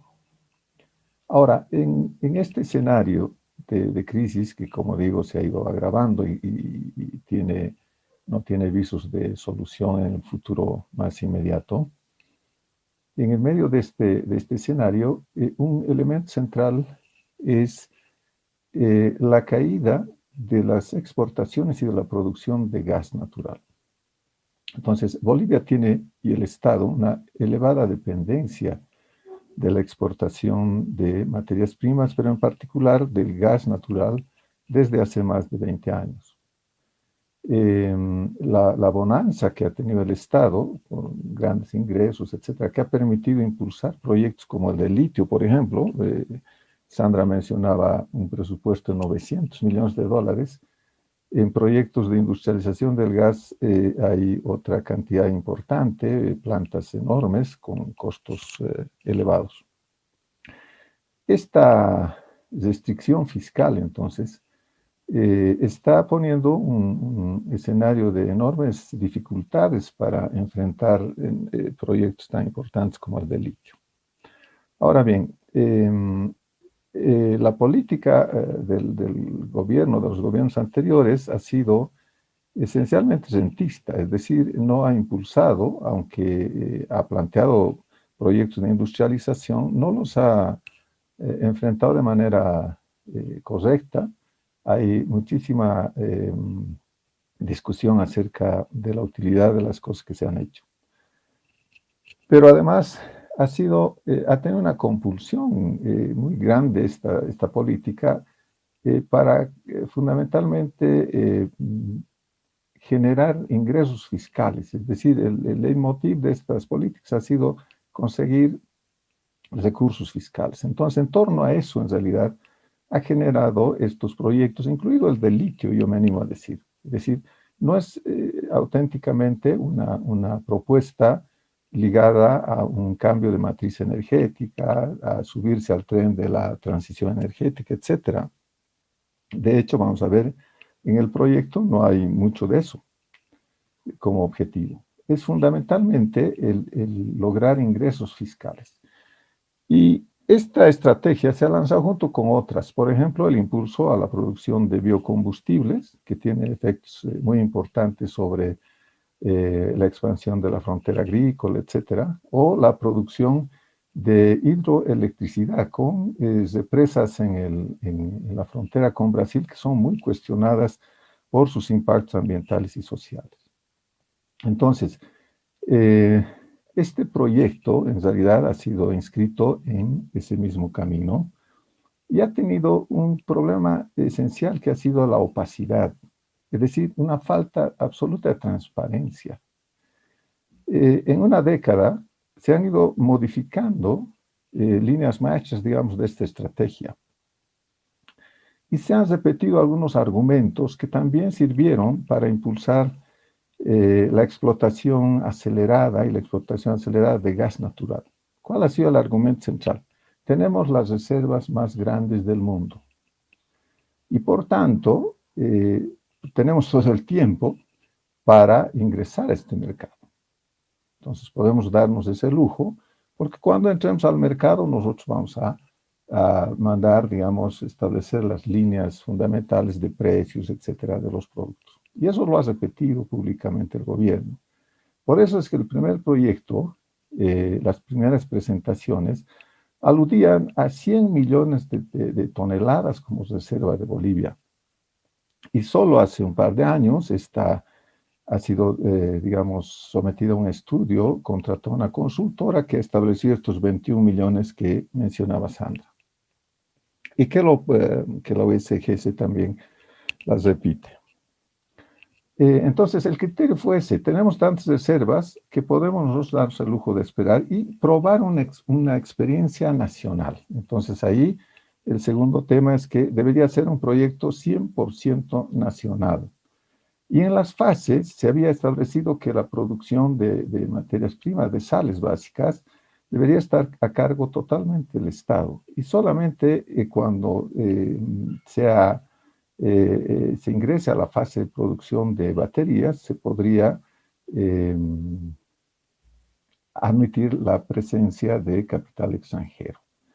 El último acuerdo con ASI System establece una empresa mixta Y para ello el gobierno modifica las leyes, la ley de empresas estratégicas estatales, y crea esta ley, modificando también este discurso del 100% nacional del proyecto. Y dice, el hidróxido en realidad ya es una producción industrial.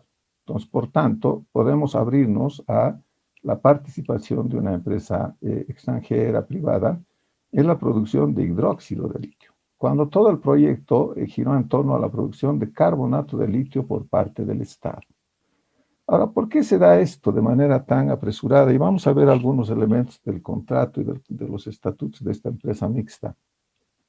¿Por qué se da esto? Porque hay un fracaso evidente del método boliviano de explotación. Hasta ahora no se produce, o la producción de la planta piloto de carbonato de litio es muy limitada, pero además no hay evidencias de que sea grado batería el carbonato de litio que se ha exportado en una mínima cantidad, ¿no? Entonces, ante estas dificultades y que han promovido conflictos sociales como los de Potosí, y que han acabado en una crisis política el 2019, el gobierno se apresuró a hacer este contrato, este convenio, una empresa mixta, que efectivamente vuelve a plantear ese problema de la opacidad. Hay unas cláusulas de confidencialidad total de toda la información que pueda manejar la empresa mixta. Es decir, eso no se puede conocer, ni siquiera se puede conocer los negocios que puede establecer, porque esta empresa puede establecer alianzas, etc. Ahora, este contrato se ha hecho con una empresa que no tiene efectivamente o no tenía experiencia en la producción de hidróxido de litio. En general, es una empresa que en realidad prometería levantar capital y traer tecnología con alianzas con otras empresas. Esa era la cualidad de ese contrato. Sin embargo, habían garantías que se establecían para ILB de entrega, por ejemplo, de un volumen fijo de 1.8 millones de toneladas de salmueras residuales de la producción de carbonato de litio, que ha sido apartada prácticamente, la importancia del carbonato de litio, de toda la discusión y el debate. Es decir, hoy se habla del hidróxido de litio como el futuro de esa empresa mixta, pero del carbonato de litio, Sandra lo ha mencionado, no sabemos a cuándo acaba de construirse esa planta y si efectivamente la tecnología que ha sido desarrollada durante esta década por la gerencia es útil o no. ILB se compromete a entregar este volumen, se compromete a dar incentivos en el uso de agua, de electricidad, de gas, etc. Hay una confidencialidad, decía, de la información, pero además hay un privilegio, un monopolio, una preferencia de esta empresa para comercializar los productos en Europa. Es decir, Europa acaba siendo un mercado cerrado para eventual producción boliviana solo de esta empresa. Solo el 17% de la producción esperada de hidróxido de litio puede venderse a precio de mercado en Bolivia, eventualmente para una empresa mixta de producción de cátodos. Hay que recordar que este contrato, este convenio de la empresa mixta no llega a las baterías, ojo, es decir, hubo la promesa de que la empresa en un futuro próximo podría llevar adelante además la producción de baterías. El acuerdo esencialmente es de producción de hidróxido de litio en base a la salmuera residual de la otra planta que estaría produciendo carbonato de litio. Pero este volumen de salmuera residual, además, que se compromete ILB a entregar a ASI Systems, cuando no se ha cumplido ese volumen, se puede pagar, diremos entre comillas, con 15.000 toneladas de carbonato de litio de la otra empresa, ¿no? El precio de la salmuera que se le entregará a ASI Systems será a precio de costo. Pero el hidróxido entregado a la producción de cátodos en Bolivia será a precio de mercado. Es decir, hay evidente asimetría en el tratamiento de los socios, ASI Systems, aunque tenga 51% del Estado. El control va a ser básicamente a nivel de la empresa, en la organización, el gerente ejecutivo, el gerente de operaciones y el financiero, que serán propuestos por la empresa minoritaria, por ASI Systems. Ahora, estas condiciones, además, han revelado que en todo este proceso de industrialización, esa opacidad ha llegado a todos los elementos, a toda la información que permitiría ver la viabilidad de este proceso, de este proyecto y de sus impactos. No se conocen los estudios de impacto ambiental y algunos expertos que han trabajado en la misma empresa o en parte del Estado muestran que no hay un estudio, por ejemplo, de la calidad, de la cantidad y de los impactos en el uso del agua, por ejemplo. La discusión fiscal que ha mencionado Sandra tampoco digamos, clara sobre la distribución, fundamentalmente de las utilidades de la empresa mixta y de cómo se distribuirán entre tantas comunidades, una regalía que está cuestionada también, de que es apenas el 3%, ¿no es cierto? Porque en realidad el hidróxido de litio no pagaría una regalía porque no es considerada ya un recurso natural, sino un producto industrial. Ahora, entonces, en unas condiciones muy limitadas de capacidad del Estado para impulsar esto, con un proyecto que ha tardado tanto tiempo, con una enorme inversión estatal, y con una falta de conocimiento general que no ha sido informado y que no ha sido consensuado con la gente, sobre las condiciones de la producción, tanto tecnológicas como financieras del proyecto, es importante impulsar una política de transparencia. Es decir, este proyecto no puede volver a empezar partiendo del 2019, es decir, destituyendo ese contrato que había sido anulado por el propio gobierno. Fíjense, tan política ha sido el manejo de este proyecto, que en 2019, en realidad, el propio gobierno del MAS anula el contrato de manera unilateral, cuando ya la empresa había sido constituida y en sus estatutos se plantea que la liquidación o cualquier cambio o transformación en la empresa será a cargo de la Junta de Accionistas. Entonces, la Junta de Accionistas no tomó parte y es un nuevo decreto el que anula el anterior. Entonces, eso evidentemente es un problema también, obviamente, de seguridad jurídica, etc. Entonces, el reto no solamente es un reto tecnológico.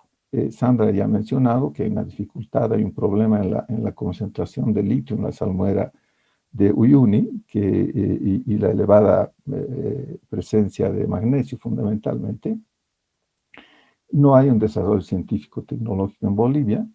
Esta década de experimentación de un método boliviano que tiene eventuales impactos ambientales muy fuertes, fundamentalmente por una fase que era el encalado, está planteando entonces que no solo es un reto tecnológico, además de la inexistencia de recursos humanos calificados, etc., sino que está planteando la necesidad de encarar también los problemas de impactos ambientales, impactos sociales en las comunidades e impactos fiscales reales. Porque la gente en Bolivia se ha creado se ha idealizado este proyecto como un proyecto que podría sustituir esos ingresos que se están perdiendo por la caída de la exportación de gas. Pero eso no tiene, digamos, sentido porque en el mejor de los casos, en el momento que se había planteado la producción de carbonato de litio, el proyecto iba más o menos a generar una renta fiscal de alrededor de 250 a 300 millones con la capacidad total de producción de la planta proyectada, cosa que está muy lejos de la renta gasífera, incluso ahora, en la actualidad, que hemos caído prácticamente a la mitad de exportaciones. Entonces, para dar viabilidad a este proyecto, hay que revisar las condiciones en que se dieron, abriendo toda la información sobre la forma en que se proyectó inicialmente hacer esa industrialización por parte del Estado Y resalta ahí la importancia de discutir la participación de empresas que traigan, además de tecnología, de capital, la garantía de que esos conocimientos, de que ese know-how pueda ser transferido a personal boliviano, etc. Porque, ojo, en el contrato también, en la cláusula de propiedad intelectual se dice que el compromiso de ASI Systems no supone la transferencia de propiedad de las tecnologías utilizadas en la planta. Entonces, es una discusión de todos estos elementos centrales para ver si Bolivia se va a embarcar en este proyecto ya con muchos retrasos frente a países como Chile, Argentina y otros, en qué condiciones lo harán, pero con la necesidad imperiosa de que se imponga una política de transparencia sobre esto. Los consensos, las definiciones de la tecnología, de las finanzas, etcétera, etcétera, deben tener ese marco. No se puede, en mi criterio, pensar volver a empezar en noviembre del 19, es decir, volver a poner en vigencia ese contrato cuando no se conoce de él prácticamente nada. Hay esas cláusulas de confidencialidad, pero los conflictos que ya ha generado son evidentes. Estas poblaciones que se movilizaron en el 2019 muy radicalmente, están pidiendo una participación porque se ha creado esa ilusión de que es la nueva panacea económica, social, tecnológica, etc. Entonces me parece que esto es importante, esto es crucial. Sandra ha dado todos los datos más específicos de cómo ha sido el proyecto, de las fases, de los volúmenes, etcétera.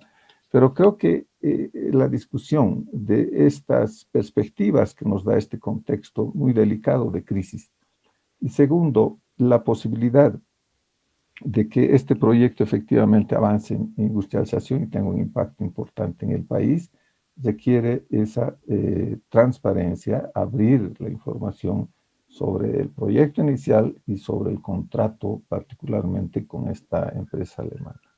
Muchas gracias, Carlos. Muchas gracias por los comentarios. Estamos muy justos de tiempo, como todos lo podrán apreciar, entonces voy a darle la palabra a Daniela de Sormó. Daniela, si podés entonces ocupar ahora tu lugar. Y bueno, como la idea sería también, si ves alguna pregunta en el chat que creas que vale la pena responder mientras haces tu comentario, bienvenida. Muchas gracias.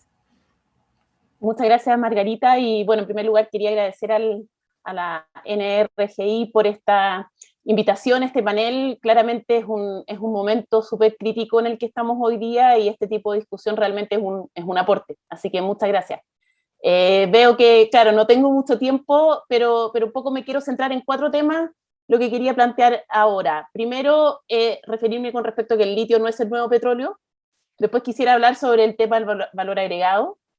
Después pasar a algunos de los fundamentos de largo plazo y un poco cómo ese futuro lo aterrizamos a el impacto de las políticas públicas de lo que nos importa a nosotros.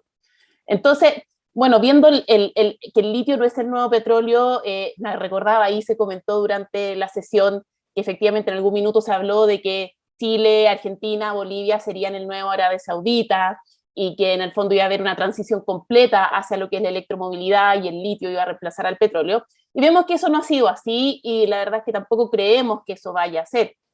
Efectivamente, la electromovilidad va tomando un rol muy relevante, pero el petróleo también se sigue usando, ¿cierto? Y vemos también que hay un tema de precios atrás. Y hoy día, si bien todos los países están apuntando hacia unas políticas de carbono neutral, vamos a ver obviamente una transición y un menor uso, ¿cierto?, de los recursos petroleros, de gas natural, en el fondo de los hidrocarburos, pero va a ser una transición lenta. Esto no va a ser de un día para otro que el mundo se mueva completamente o una industria del petróleo hacia otro recurso natural. Por lo tanto, por esa razón, no creo que vaya a ser el litio nuevo petróleo. Y además también el litio es muy abundante. Chile, Argentina y Bolivia efectivamente tienen los mejores recursos naturales de litio. Es una bendición en ese sentido de que tenemos litio contenido en salmuera, pero hemos visto que hay un gran desarrollo de los recursos de las pegmatitas, principalmente en Australia. De hecho, el gran desarrollo que hubo de la actividad minera en Australia relacionada al litio fue lo que llevó al desplome en los precios del litio a partir del año 2017 y 2018. Y que eso hubo una acumulación de inventarios muy grande que recién se está empezando a absorber. Entonces, está Australia, está Canadá, está China también. Hoy día se está haciendo harto esfuerzo por reciclar el litio contenido en batería. Obviamente, si hablamos de reciclar el litio de una batería de un celular, por ejemplo, un smartphone que puede tener 10 gramos de carbonato de litio, las economías no son muy claras. Pero si en 10 años más tenemos que recuperar una batería de un bus, por ejemplo, como los buses que tenemos acá en Santiago, ¿cierto? Que pueden llegar a tener 300 kilos de carbonato de litio, esos materiales se tienen que reciclar. Por lo tanto, también vemos a futuro como el reciclaje como una nueva fuente de litio. Por tanto, si bien esta zona del mundo concentra altos recursos de litio en una condición ventajosa en términos de su costo, no hay una concentración como es en el caso del petróleo. Por eso, ese es un poco, creo que a veces es un poco un mito de que nosotros vamos a ser el próximo Arabia Saudita. Con respecto al valor agregado, yo tengo una visión de valor agregado que va un poco más allá de lo que es aguas abajo. Siempre se habla del valor agregado como avanzar hacia la fabricación de baterías, ¿ah? Pero el valor agregado tiene también otras aristas, que no necesariamente, como decía, aguas abajo, sino también hacia atrás, hacia los procesos y hacia todo el entorno y todo el ecosistema. Que tiene que ver también con lo que es la capacitación de capital humano, ¿cierto? Siempre nosotros hablamos que en Chile exportamos productos, exportamos materias primas, pero también podemos exportar servicios, podemos exportar conocimiento, ¿cierto? Y también ahí veo hay un potencial. Quisiera hacer una precisión con respecto a un dato que presentó Sandra, con respecto a los costos de la batería. Ella mostraba un dato del año 2014 y decía que no han cambiado mucho, y al contrario, el caso de las baterías, los costos han bajado muchísimo. En ese entonces el costo de una batería era superior a los $150 el kilowatt hora, y hoy día se está hablando de bajar incluso a los $50 el kilowatt hora. Ese es el gran objetivo, porque finalmente la batería es el principal componente de costo de un auto eléctrico.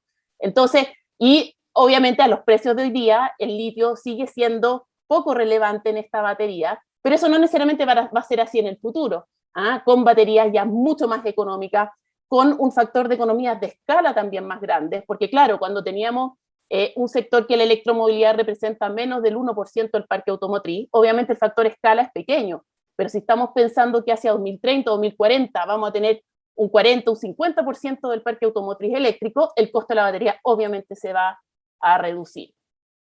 Bueno, en tercer lugar, quería hablar de los fundamentos, relacionado un poco con el tema anterior que estaba comentando. Claramente es la electromovilidad. Acá es China y Europa. De hecho, los últimos datos de Europa, a pesar de la pandemia, esto es súper relevante, a pesar de la pandemia, todos los gobiernos han mantenido sus compromisos e incluso los han acelerado y están siendo más ambiciosos. Hoy día la participación de la electromovilidad en Europa ya llega al 8%, en China bajó un poco producto de la pandemia, aparte que recordemos que hace unos 2 años el gobierno chino comenzó a retirar los subsidios a los autos eléctricos y después obviamente lo mantuvo pese a la pandemia. China está apostando a ser carbono neutral hacia el 2060 y para eso obviamente tiene que apostar a la electromovilidad. Ahora, ¿cómo esto lo aterrizamos hacia lo que son los recursos y al impacto en nuestra región? El mundo va a necesitar más litio, eso sí o sí. En general, yo soy un poco más conservadora con respecto a la demanda. Si vemos los números que dice, por ejemplo, algunos de los productores u otros analistas, hablan que si hoy día la demanda estamos cerca de las 330, 350 mil toneladas, hablan que el 2025 se va a llegar al 1.000.000 de toneladas. Yo creo que eso va a ocurrir un poco más hacia 2030. Pero efectivamente estamos hablando de una industria que crece al 15, al 16% promedio por año. Entonces, eso obviamente tiene un impacto en la región, se están aumentando las capacidades productivas, y ahí había una pregunta con respecto a México, ¿cómo impacta el desarrollo de nuevos proyectos en México o en otros lugares del mundo? Yo creo que eso es positivo, o sea, es positivo que haya más litio, el mundo necesita efectivamente más litio, pero siempre con una mirada de la sustentabilidad. Se ha hablado harto del agua, y yo creo que ahí podemos hablar horas, ¿cierto? De cómo, si estamos pensando en que queremos un parque automotriz más limpio, ¿cierto? Con autos eléctricos, en primer lugar, esa energía tiene que ser generada de manera limpia. O sea, si esa energía va a ser generada con centrales termoeléctricas, ¿de qué nos sirve tener un auto eléctrico? Y además, todos los componentes de esos autos también tienen que ser producidos y obtenidos de manera sustentable. Que cuando hablamos de sustentabilidad no solamente es el tema ambiental, ¿cierto? Sino que tiene que ver con todo el ecosistema, tiene que ver con la gobernanza, tiene que ver con las comunidades, en el fondo con toda la sustentabilidad del negocio. Y ahí comparto con lo que se ha comentado con respecto a que se deben tener políticas para todos los actores, que se incorpore a la sociedad civil, que se incorpore al gobierno. Finalmente, nosotros, si uno mira esto de una perspectiva de largo plazo, saliendo del gobierno de turno, y uno mira, bueno, ¿qué queremos dejar a las generaciones futuras? Y ahí está la típica pregunta que nos hacemos los economistas, ¿extraemos más hoy día o dejamos para mañana? Entonces, bueno, en el fondo tenemos que buscar la forma de extracción, porque tenemos que aprovechar nuestros recursos naturales, pero que obviamente sea de manera sustentable, y también pensar cómo dejar mayor renta hacia futuro y no depender solamente de un sector. En el caso de Chile, por ejemplo, está apostando harto también al hidrógeno verde.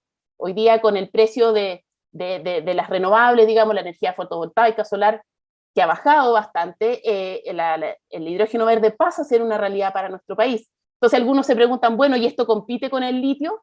La verdad es que son cosas paralelas, son alternativas, y que en el fondo el mundo va hacia allá, y tenemos que ser parte todos del fondo de cómo hacemos esta discusión y cómo aprovechamos los recursos naturales, pero obviamente de una manera sustentable, y asegurando que las generaciones futuras también puedan aprovechar de esto. Creo que eso sería lo que quería comentar. No sé si aquí hay alguna pregunta de la industrialización fallida. A ver, es que es súper complejo cuando hablamos de agregar valor en la línea de aguas abajo hacia las baterías. Como comentaban ahí, el litio es fundamental, o sea, sin litio la batería no existe, pero el litio es uno de los componentes, ¿cierto? Está el cobalto, que el cobalto, de partida, todos los fabricantes hoy día quieren tratar de minimizar el contenido de cobalto, porque el 80% del cobalto del mundo viene del Congo, ¿cierto? Entonces la trazabilidad de los productos es muy baja. Entonces, está el cobalto, está el grafito, está el níquel, están los fosfatos, o sea, muchísimos otros minerales que no necesariamente tenemos acá en la región, pero además todo lo que es la investigación y desarrollo asociada. Y además de eso, los centros de consumo están allá. Entonces, hoy día, a los precios y en el fondo, más que los precios, considerando el desarrollo de la industria, que acá en Chile o en la región no tenemos, o sea, nosotros ya tenemos buses eléctricos, pero todavía no es algo masivo, porque un auto eléctrico sigue siendo algo caro, ¿cierto? Y tampoco tenemos desarrollada la red de infraestructura de suministro de energía. Entonces, obviamente no hace mucho sentido que podamos tener acá las baterías, importar todo el conocimiento, todas las otras materias primas, para después exportarlas, porque se producen fuera. Entonces, también hay un tema económico y que hace sentido, pero no obstante ello, yo creo que sí se puede avanzar en la línea del hidróxido. Algo también ahí se comentaba, el hidróxido versus el carbonato, hay toda una discusión, porque efectivamente las baterías que utilizan menos cobalto utilizan más níquel, y ahí la relación, en vez de usar carbonato, utilizan hidróxido. Y eso es un desarrollo que, si bien ahora está un poco más lento, pero es un desarrollo que viene. Nosotros acá en Chile, por ejemplo, no somos competitivos en hidróxido de litio, porque para producir hidróxido se necesita producir primero carbonato. Entonces, sí se puede avanzar. Yo también veo posibilidad de avanzar en la línea del litio metálico. Hace 10 años atrás, me recuerdo, nos tocó evaluar un proyecto de litio metálico, y con los precios de la energía no daba. Pero hoy día, con las energías renovables, sí da. Y el litio metálico también es un desarrollo que viene. Hoy día su uso es bastante menor en batería, pero se está avanzando en lo que son los electrolitos sólidos para usarlo como material de ánodo, y en otras tecnologías de baterías también. Entonces, tal vez en el corto, mediano plazo veo complejo avanzar en poder decir, ya, partimos desde el mineral, desde el recurso natural, pasamos el cátodo y logramos y ensamblamos la batería y tenemos el auto eléctrico, ¿cierto? Yo creo que para eso falta, pero no por eso creo que sea algo imposible, pero sí veo más factible avanzar en la línea de productos de mayor valor agregado, en procesos que sean menos intensivos en el consumo de agua. O sea, ahí concuerdo que hay un tema con el agua, estamos en el desierto más árido del mundo, ¿cierto? Entonces, obviamente tenemos que preocuparnos de la huella del agua, no solamente la huella de carbono, y de esa manera ir avanzando también en lo que es el valor agregado. Muchísimas gracias, Daniela. Entonces agradezco nuevamente a Carlos y a Daniela por sus comentarios. Como saben, estamos bastante pasados del tiempo, así que voy a recoger dos preguntas, una pregunta y media por presentador, y les voy a dar un minuto y medio para que la traten de responder. Sé que eso es un desafío inmenso, pero confío en sus capacidades. Bueno, acá tengo entonces una pregunta para Sandra. ¿Consideran o no que se pueda repetir la historia chilena de empresas de sociedad pública privada a únicamente empresas privadas provocadas por la ineficiencia de la tecnología y la poca transparencia de las operaciones, de las primeras en Bolivia, asumo? Y por otro lado también se hace una especie de reflexión, pero también es una pregunta. El litio proveniente de Salmuera ha creado grandes expectativas, especialmente respecto a los futuros ingresos y regalías. No obstante, el mercado internacional del litio muestra un exceso de oferta y precios bajos, a pesar del optimismo por la demanda futura. ¿Es razonable apostar que la explotación de una materia prima podrá transformar la economía local y nacional? Esta podría ser para los dos, pero creo que estas dos se las puedo dar a Sandra. Algo de esto ya lo ha abordado Daniela, entonces Sandra, sería reflexionar un poquito alrededor de esto y cerrar de alguna manera con Monio tu presentación y quedarnos contentos de que te terminamos de escuchar. Muchas gracias. Muchas gracias. Bueno, es muy difícil que se cambie la estrategia a un tema privado, ¿no? Ya hemos tenido una mala experiencia con el tema minero. Hay mucha, como había manifestado, mucha sociedad civil que está alerta sobre lo que se está haciendo, y el proyecto boliviano definitivamente ha tenido un curso público, y la asociación igual no deja de ser pública en el momento en que seguimos manejando el 51% dentro de las asociaciones que vayamos a tener con empresas privadas que nos vayan a dotar de esa tecnología para poder encarar el proyecto hacia adelante. Entonces no veo factible que podamos abrir a concesiones privadas, sino seguir esta ruta. Estoy de acuerdo en que al parecer vamos a volver a depender de un recurso natural no renovable, ¿no? Con estas condiciones de incertidumbre que hemos tenido, igual que en hidrocarburos, en términos de precio, demanda, producción, ingresos que se van moviendo, que no nos dan esa sostenibilidad. Es muy difícil para Bolivia salir de esta característica rentista que la tenemos hace tantos años ya como tatuada en nuestra economía. Sin embargo, hoy tenemos un nuevo reto, una nueva oportunidad de manejar bien un proyecto con estándares internacionales, no hacer daño a nuestro medio ambiente, utilizar estos recursos para el desarrollo realmente de nuestro país y para lograr un desarrollo sostenible de nuestro país. Y me parece interesante también avanzar en estos, en lo que citaba Daniela, ¿no? En estos valores agregados, que constituye también un reto que va a ser pendiente. Muchísimas gracias, Sandra, y especialmente agradecida por la capacidad de responder esas preguntas de manera tan corta. Teli, entonces tengo dos preguntas para ti. Una muy conectada, creo que pueden ser una o dos ideas con esto que se le estaba preguntando a Sandra, y dice: ¿cuáles fueron los argumentos para atraer inversionistas extranjeros y privatizar los proyectos de litio en Chile? ¿Hay lecciones aprendidas para Bolivia en este proceso? Yo diría ahí pensar si tenés un par de lecciones que puedas comunicarnos. Y la otra pregunta, de acuerdo a la experiencia del Salar de Atacama, ¿cuál sería tu recomendación para poder subir en la cadena de valor del litio a fin de que se pase de la producción de carbonato o hidróxido de litio a fabricación de baterías? Eso yo creo que da para una conversación larga, pero si pudieras de manera de cierre presentar dos o tres ideas, te agradecería muchísimo. En la receta de la industrialización latinoamericana, ¿cierto? Mira, ¿por qué se gestaron estos espacios público-privados para la producción del litio? Porque, lo dije en su momento, Chile no tenía las capacidades no tenía ni las capacidades tecnológicas ni el conocimiento de la explotación litífera. Y lo que se hace es tomar estas empresas internacionales que sí lo tienen.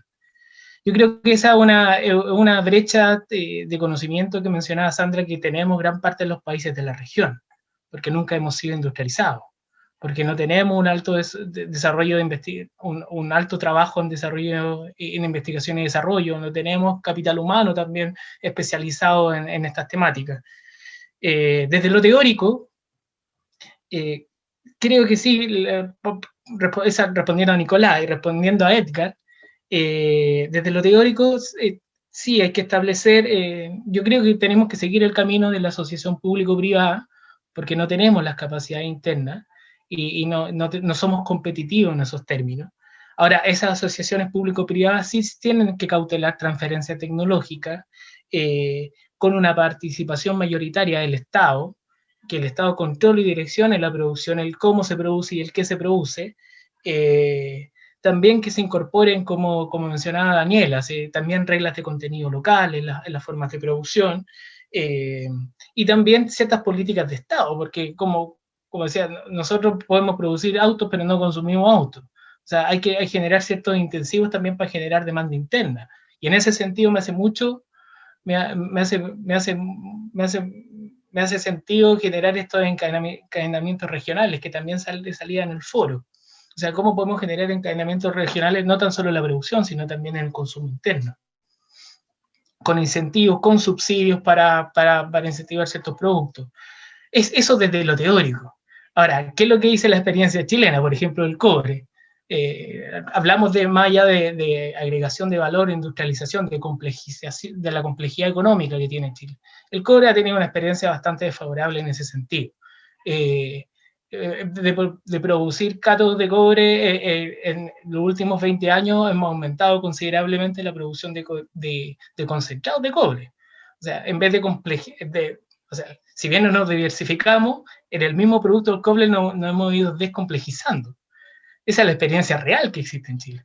O sea, con ese precedente encuentro que es difícil que podamos avanzar en la cadena de valor del litio.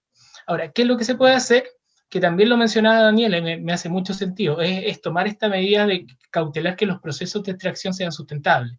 Toda esta medida de las certificaciones ambientales, que sean respetuosos con los derechos humanos, que cautelen, por ejemplo, los impactos hídricos, los impactos en general. O sea, generar reglas de conducta, idealmente también mejorar la normativa nacional para poder regular los impactos de la industria, para que sea realmente autos verdes.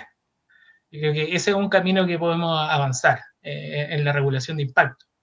Porque en el camino de la agregación de valor o en la complejidad de la producción no tenemos muy buenas experiencias ni tampoco las capacidades tecnológicas ni de conocimiento.